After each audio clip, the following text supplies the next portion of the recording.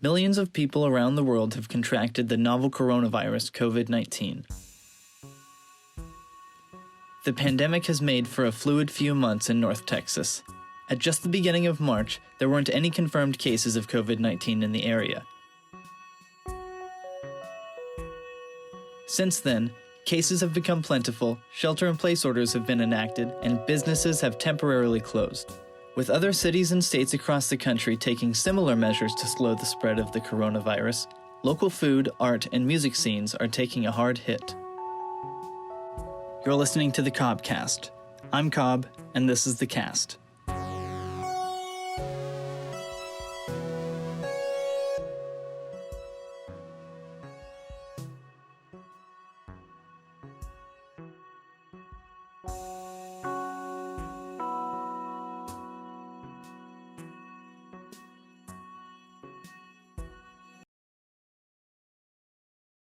Let's time travel a bit here.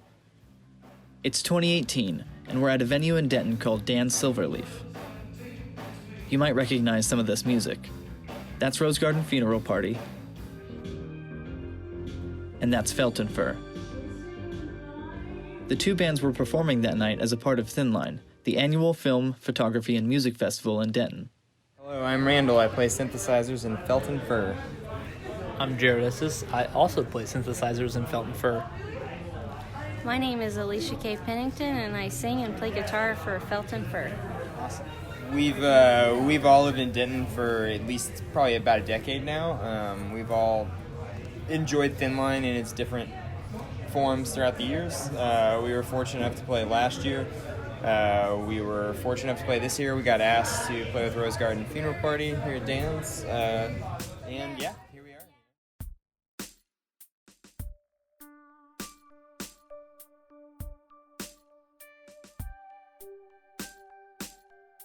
In March 2020, everything was just about set for Thin Line. Films were chosen, bands were booked at numerous venues, and the photo exhibits were just about ready to go up.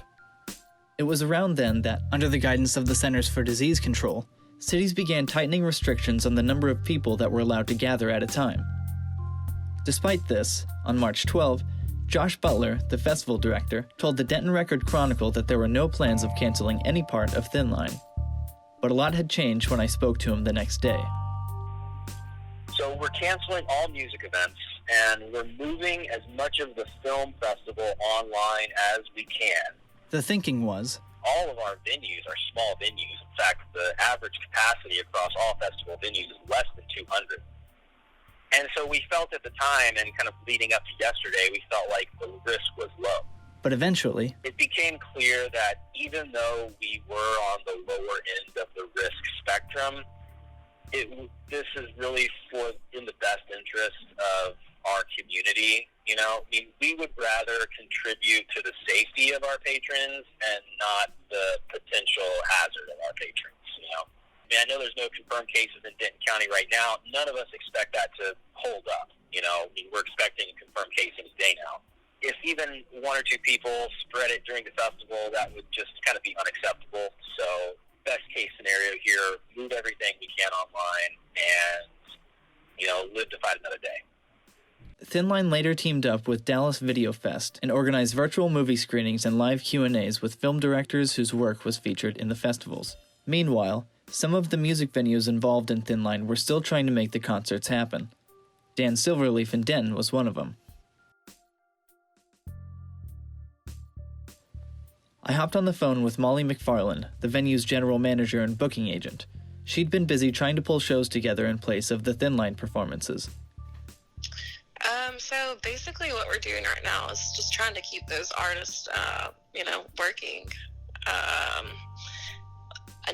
know quite a few of them personally, so I just wanted to make sure that, if we can possibly have a band on stage, I would love to make it them, since they were already looking forward to that. I mean, obviously we're not going to be able to pay them what Thin Line could, but as long as they're getting exposure, and we're keeping our stage filled as well, hopefully things will go well. I've heard a couple things about capacity and whatnot, and we're willing to cut down on capacity if need be, and then go from there, just keeping a clean space, and hopefully all my staff can, pay their bills.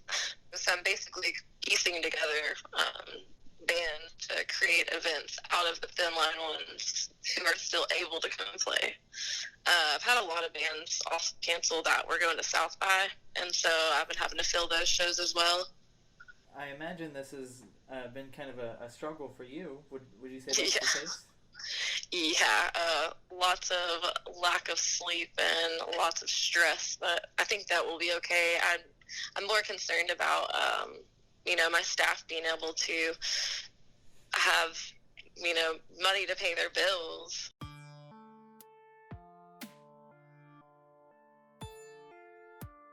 And if I don't have shows on our stage, then we don't really have a clientele. We have awesome regulars. But, that just isn't going to help us all survive, per se.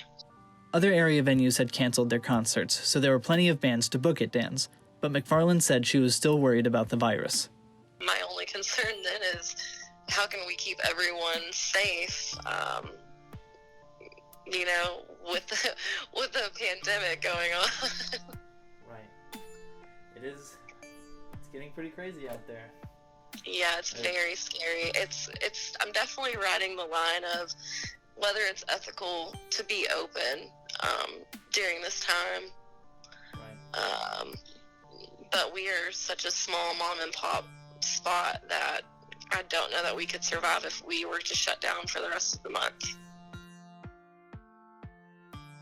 On March 18th, Dan's announced that it, like many other of the city's venues, would be closing its doors temporarily. I called Paul Slavens, a guy with a more than familiar voice to people in North Texas. Oh, how are you? Great, how about yourself? I'm all right, yeah. Very good. Facebooking.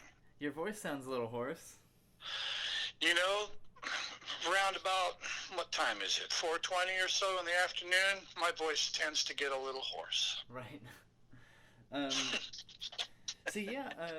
A lot of people know Slavens through his years serving in the local music scene, playing with his band Ten Hands and various other projects. A lot of people know him for the Paul Slavens Show, which airs every Sunday on KXT. But if you've ever found yourself at Dan's Silverleaf on a Monday or Tuesday night, you might also know him as the spontaneous song generator. Well, generally what happens is I just set up, and because it's all improvisational, I don't ever really know if I'm going to have any musicians showing up to play with me or not. I don't call anybody, and they don't tell me if they're showing up. Usually people will show up and be in the band. So I'll either be by myself or with a few people playing in the band. And then basically it's pretty easy. I get up there and I tell people, get a piece of paper, a bar napkin, whatever, write down a made-up song title, or really just kind of write whatever you want, but try to make it a song title. And then they bring it up to the piano, and they put it on the piano. And then when I do it in Monday nights, I say whoever pays the most gets their song done first. So if somebody puts a $5 song up and then somebody else puts a $6 song up, I do the $6 song first. And then basically I pick whichever one has the most money with it, and I make that song up for them on the spot. And that's pretty much it. Slavens was set to play at Dan's the week that it closed. Well, I talked to Dan sometime during the weekend, and, and he was always like, hey, man, if you don't want to do it, absolutely. And we're not sure whether we're going to be open or not. That decision may be taken away from us. And so we kind of decided together, I don't know, sometime over the weekend. It was in that weird period where you're still going, well, is it okay, if there's not going to be anybody there? Because there's not usually very many people at my gigs on Monday night. So it's like, there's only going to be 15 people. Is it, and then at some point over the weekend, you start to get the idea. It's like, no, I don't think it better happen. So Slavens decided to take his weekly show online. And so once I realized it wasn't going to happen, I realized it didn't have anything to do on a Monday night. And I saw my friend Christy Kruger got online and did a little short Facebook stream, and I was like, I hadn't taken Facebook streaming very seriously until now, and then I realized that it could be a platform for me to do my thing. Despite a handful of technical issues, Slavin says his first live stream performance of the pandemic was a success.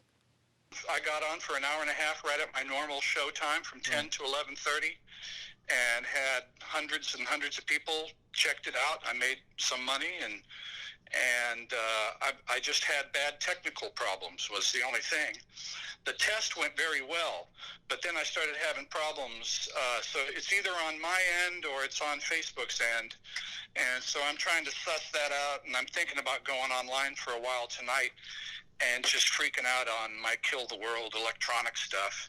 And it's like, as long as I'm here and everybody's stuck in their houses, and this is what I'd be doing anyway, if I can just turn on a Facebook stream and interact with people, and play music for them, it's just like having my own channel kind of at my house, Right. If you want to tune in and see what I'm doing, there it is.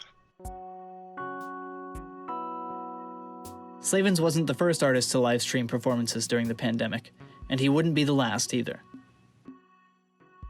You already are, but you're going to see a huge explosion of people doing online concerts and performances, and I think that's great. In the next couple of months, more and more acts began live streaming their performances, not just in North Texas, but around the world. Who knows, it could last for a pretty long time. Yeah, well, I think that's one thing we're going to find out about this whole deal, is that some things are going to end, and some other things are going to begin that had never been before.